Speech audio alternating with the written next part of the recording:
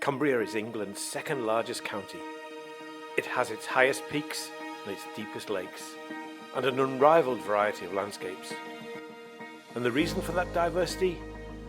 It's rocks. I'm Ian Jackson, a geologist born and raised in Cumbria.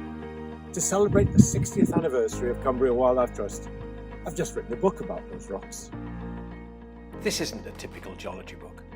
It's a picture book with 60 short stories in plain English about 60 extraordinary places and the connection between their rocks, wildlife, history and us. Together they tell the story of the Cumbrian landscape. Cumbria's rocks span 485 million years of Earth's history, from the time when life in ancient oceans was exploding, through periods of scorching red deserts and sub-zero ice ages, right up to today, and the sediment being deposited in our rivers, lakes and seas.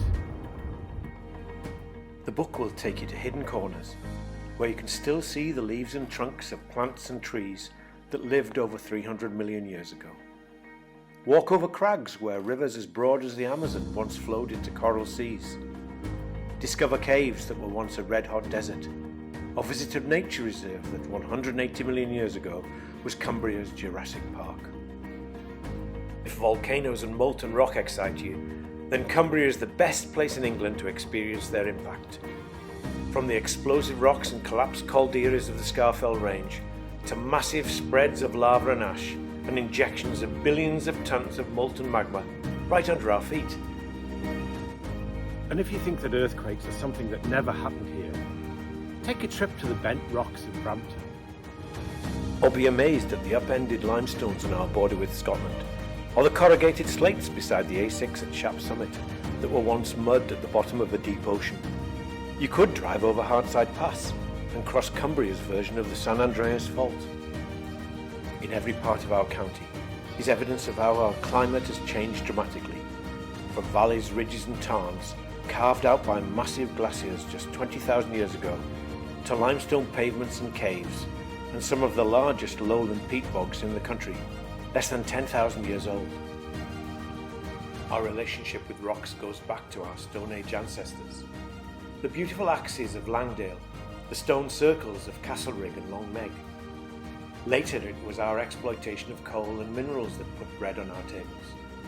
Our wonderful variety of stone is reflected in the architecture of our towns and villages.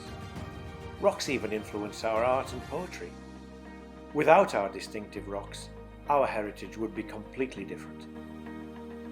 And the connection to wildlife?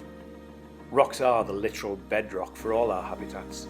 Our rich biodiversity is a product of our rich geodiversity.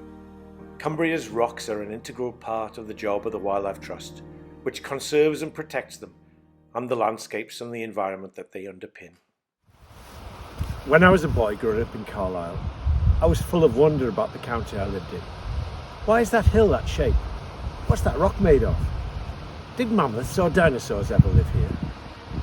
Like most scientists, I guess, as we get older, we forget the deceptively simple questions that made us curious and full of wonder when we were younger.